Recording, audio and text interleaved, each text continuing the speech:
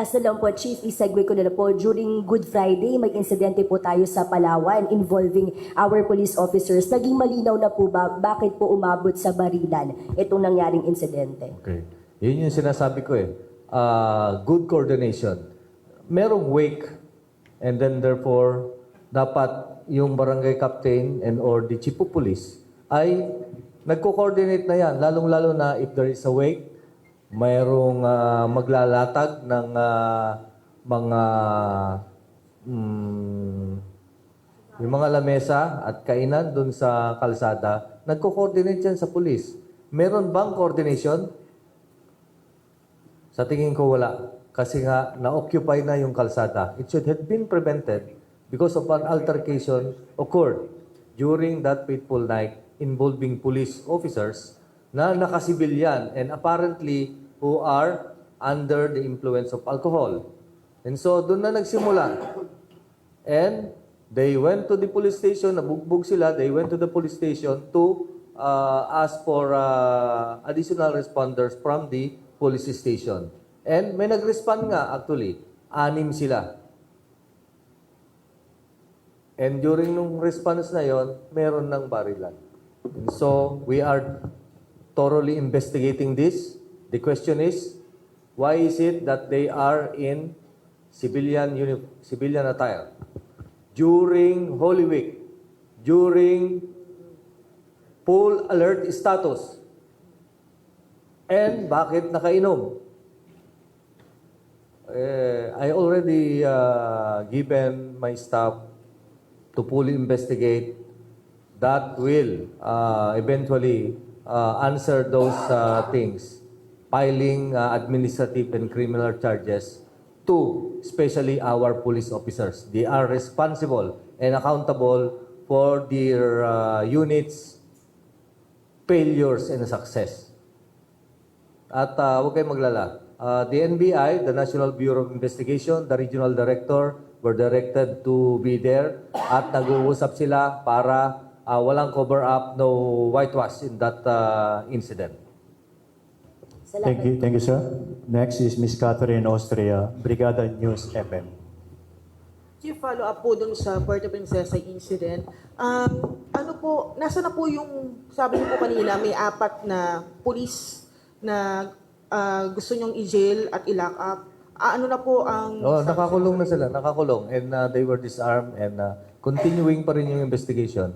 They are restricted but they are already locked up, nakakulong. For the filing of appropriate charges. Okay? Of course, meron namatay. Anong magpapile doon? It may be homicide or murder. Yung COP po, naka-relieve na rin po ng Puerto Princesa. They were relieved. The Chief of Police of Police Station 2 of Irawan, Irawan Place in Puerto Princesa, as well as the provincial directors. Provincial director. Imagine, 100 police yun nandun. Napakaliit lang na police station, 100. And therefore, hindi na nila na-inspect. During full alert status, naka-civilian. Worse, lasing. Walang pinagkaiba yan. Walang pinagkaiba yan doon sa nangyari January 1. A chief of police died together with 3. Ang bumarel, kapwa sila mga pulis. At may nadamay pa na civilian. At ito ay nangyari because they are under the influence of liquor or intoxicated. Nag-inom sa bar. Kaya makikita nyo, hindi lang natin napapalabas. I've been hard-hitting in this. Napapailan natin administrative case sa mga pulis natin who are drinking on public places. Whether they are on off duty, they should not be. Especially inside the offices. Including those personnel natin, whether in uniform or not in uniform, na involved in gambling activities. Lalong-lalo na saan? Sa pasugalan, gambling joints, casino, sabungan. Marami na tayong nakasuhan, hindi lang natin. And we have a bunch of them already being punished. Ito, I suspect, may lamayan doon, baka may sugalan pa yun doon. pabayaan nating dumaan yung investigation. So, napakarami pong mga o tatatlo na mga high profile na mga kaso ang nangyari sa lungsod ng Puerto Princesa na tila walang hustisya nakakamit yung pamilya. Una, pagdating ni former Chief of Police ng Puerto Princesa, Colonel Christine Tabde, may nangyari na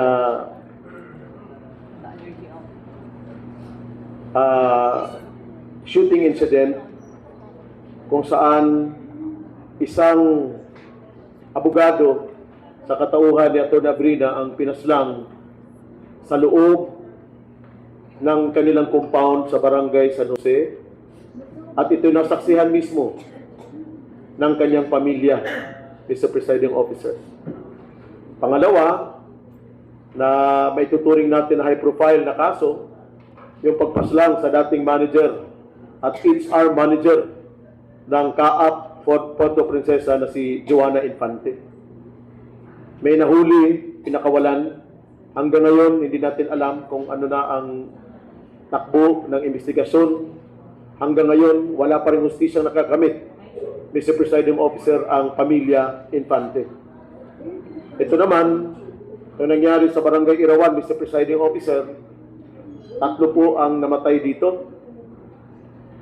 Mr. Presiding Officer, noong Biyernes Santo,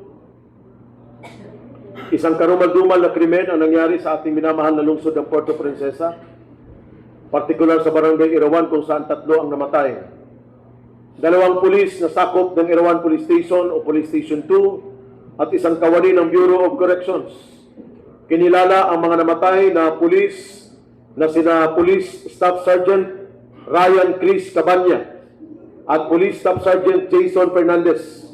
Samantalang ang taga-Bucor naman ay si Corrections Officer 1, Gerson Talon, na nadistino sa Montible Sub-Colony ng Bureau of Corrections, Mr. Presiding. Ako po'y tumatayo ngayon upang bigyang diin ang pangyayaring ito na nagdulot ng matinding pangamba, kalungkutan at pagkakabahala sa ating lungsod. Ang karahasang ito ay hindi lamang nagbunsod ng takot sa ating mga kababayan, kundi nag-iwan din ng sugat sa ating pamayanan. Ayoko pang mamatay ang papa ko. Nakakadurog ng puso mapanood at makita ang video. Nakikiusap ang asawa, pero tinuluyan pa rin ng mga kapwa niya alagad ng batas. Sa ating ginawang pag-iimbestiga, dahil kailangan nating malaman ang katotohanan, kasi tila tinatago, Mr. Presiding eh. May mga sinyalis ng pag-aalter sa crime scene. May mga video at larawan kaming nakuha. Nung una, makikita ang bangkay ni Talon, ni CO1 Talon, pakipakita natin ulit yung picture, na makikita nakatali ang kamay. Patalikod, Mr. Presiding Officer.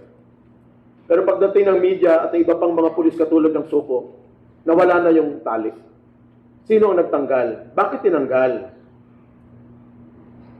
Sa ating umiiral na batas, ang pagsira o pag-alter o pagtago ng ebidensya sa isang crime scene ay isang seryosong krimen na tinatawag na obstruction of justice. Ayon sa Presidential Decree No. 1829, ang sinumang sadyang manira, magbago o magtago ng pisikal na ebidensya o panghadlangan ang investigasyon ay maaaring makulong at magbayad ng multa. Sana maintindihan ng lahat ng miyembro ng Police Station 2 ng Irawan na kailangan lumabas itong katotohanan. Sana, Mr. Presiding, ang pakiusap po ng presentasyon ito, payagan ng pamunuan ng PNP na i-line up ang mga miyembro ng Irawan Police Station para makita ng witness kung sino-sino ang pumunta doon at nang haras sa kanila. Yun din ang pakiusap ng mga na-interview natin na kumari sana i-line up sa kanilang harapan.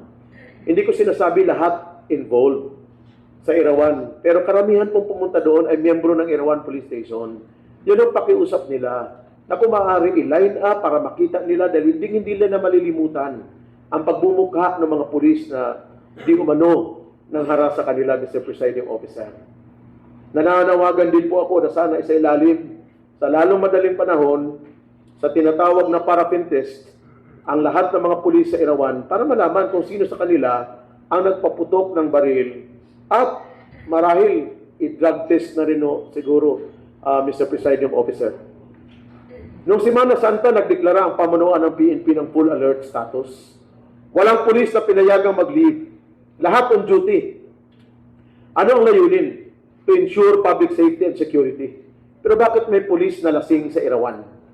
Ibig sabihin, hindi sila tumalima o sumunod sa pinag-uutos sa kanila ng kanilang pamunuan. Mr. Presiding at mga kasamahan, mariin kung kinukundina ang anumang anyo ng karahasan. Hinihiling ko sa ating kapulisan at mga kaukulang ahensya na magsagawa ng masusing investigasyon upang matiyak na ang mga salarin ay mananagot sa batas. Kailangan nating tiyakin na ang hustisya ay makakamtan at ang mga biktima ay mabibigyan ng katarungan. Kasabay nito, nananawagan tayo sa ating konseho atag ng mga konkretong hakbang upang palakasin ang seguridad sa ating mga barangay. Mula sa mas mahigpit na pagpapatrolya, mas aktibong pakikipag-ugnayan sa mga pamayanan, hanggang sa pagbuo ng mga ordinansa na magbibigay proteksyon sa ating mga mamamayan. Kailangan nating tiyakin na ang bawat barangay ay may sapat na kakayanan upang maiwasan ang ganitong uri ng insidente, Mr. Presiding. Higit pa rito, ipinaabot natin ang ating pakikiramay at pagkakaisa sa mga biktima ng ang kanilang pamilya. Ang ating malasakit ay dapat makita hindi lamang sa salita kundi sa gawa. Sa pagbibigay ng tulong, sa pagtiyak ng hustisya at sa pagpapanumbalik ng kapanatagan. Maaari nating isalang-alang ang pagbibigay ng legal na tulong, psychological support, at iba pang serbisyong makatutulong sa kanilang pagbangon, Mr. Presiding. Ang ating tungkulin ay hindi lamang magbigay ng batas, kundi tiyakin ang bawat residente na ating pinanggagalingan ay ligtas, may kapanatagan at may tiwala sa pamahalaan. Sa pagkakataong ito, ipakita natin ang sangguniang panlungsod ay hindi nanunood lamang, kundi kikilos upang maibalik ang kapayapaan at katarungan sa ating minamahal na lungsod. Ang ating pagkakaisa bilang mga likod bayan ay mahalaga upang maipakita sa ating mga kababayan na ang kanilang seguridad ay pangunahin sa ating prioridad, Mr. Presiding Officer. Ang kapayapaan ay hindi basta ibinibigay, kundi pinangangalagaan. At bilang mga pinuno, tungkulin nating tiyakin na ang Puerto Princesa ay mananatiling ligtas, payapa at maunlad para po sa lahat. Meron po tayong inihain na resolusyon at ako po nakikiusap na ito po ay maaprubahan natin. A resolution urging the Philippine National Police and other concerned agencies to conduct a full, impartial, and transparent investigation into the shooting incident in Barangay Irawan, Puerto Princesa City, which resulted in the death of 2 police officers and 1 Bureau of Corrections personnel, and to ensure that justice is served to the victims and their families. Pangalawa po, a resolution requesting the Committee on Peace and Order and Public Safety to review, formulate, and recommend measures to strengthen barangay level security and community police coordination in Puerto Princesa City in light of the shooting incident in Barangay Irawan. Another resolution, a resolution requesting the National Bureau of Investigation, NBI, to take the lead in conducting an independent, comprehensive, and transparent investigation into the shooting incident in Barangay Irawan, Puerto Princesa City, with the death of 2 police officers and 1 Bureau of Corrections personnel.